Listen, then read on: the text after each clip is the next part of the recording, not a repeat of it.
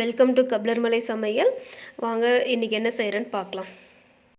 இன்றைக்கி வாழைக்காய் ஃப்ரை பண்ண போகிறோம். ரா பனானா ஃப்ரை பண்ண போகிறோம்.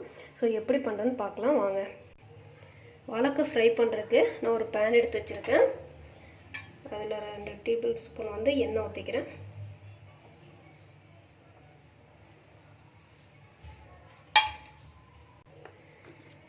எண்ணெய் காஞ்சோடனே அதில் கடுகு சேர்த்திக்கோங்க.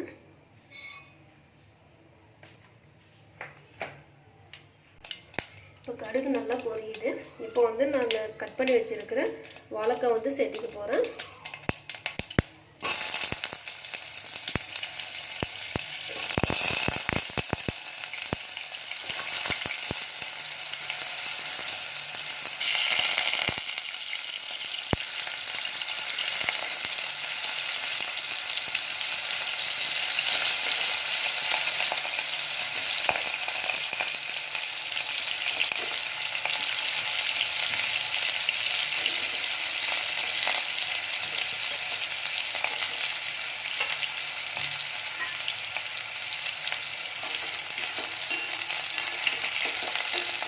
எண்ணெயிலே கொஞ்ச நேரம் அப்படியே ஃப்ரை ஆகட்டும்.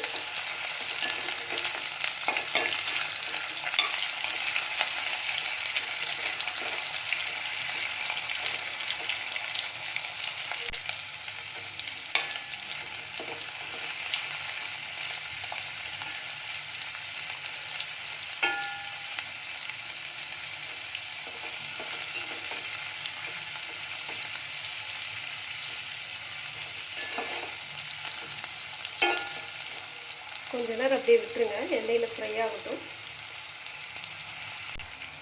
அப்பப்போ இதை திருப்பிக்கோங்க, இல்லைன்னா அடியில் ஒட்டிடும்.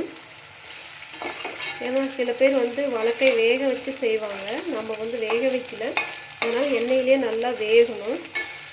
நல்லா அப்பப்போ திருப்பி போட்டு கொஞ்ச நேரம் நல்லா ஃப்ரை ஆகட்டும்.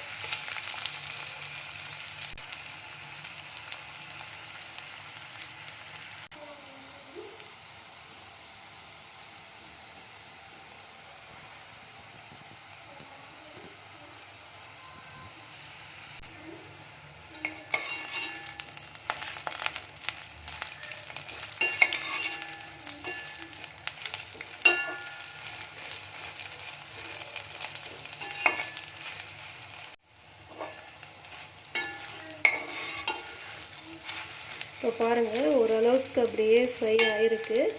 இன்னும் கொஞ்ச நேரம் அப்படி இருக்கட்டும்.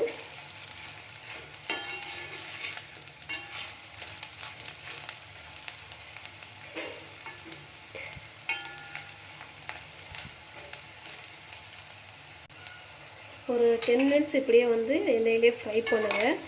இப்போ நான் மஞ்சத்தூள், கொஞ்சம் ரெட் சில்லி பேஸ்ட் எடுத்து வச்சுருக்கேன். அதை உள்ளே சேர்த்துக்க போகிறேன். மிளகா எதுவுமே நான் போட போகிறது கிடையாது.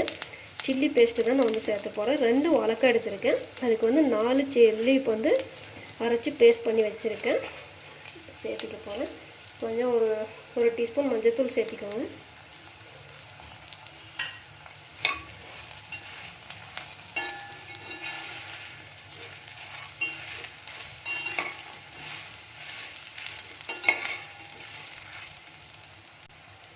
ரெட் சில்லி பேஸ்ட் எடுத்து வச்சுருக்கேன், அதை சேர்த்திக்கிறேன்.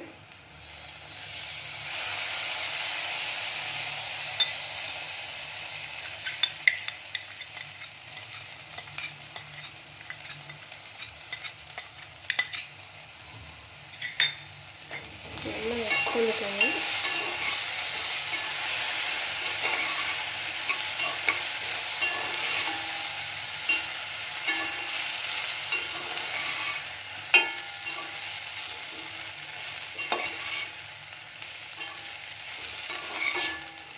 நல்ல ஸ்பைசியாக இருக்கும்.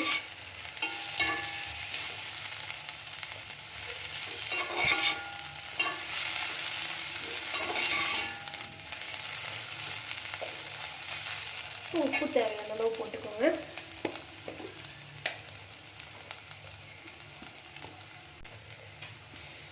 உப்பு தேவையான அளவு போட்டுக்கலாம்.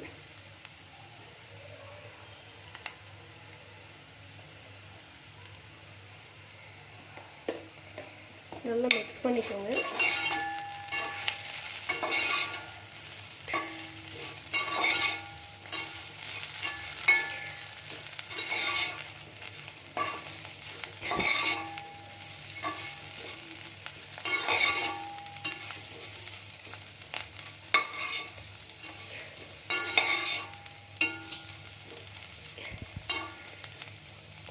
மஞ்சத்தூள், ரெட் சில்லி பேஸ்ட்டு, அப்புறம் உப்பு இதெல்லாம் வந்து வாழைக்காய் நல்லா இறங்குற வரைக்கும் நல்லா ஃப்ரை பண்ணிக்கோங்க.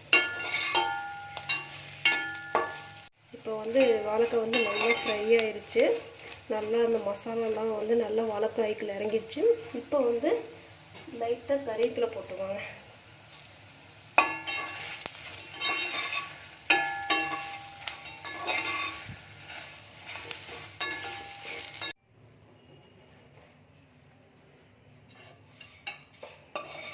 வாழைக்காய் ஃப்ரை வந்து ரெடி ஆயிடுச்சு.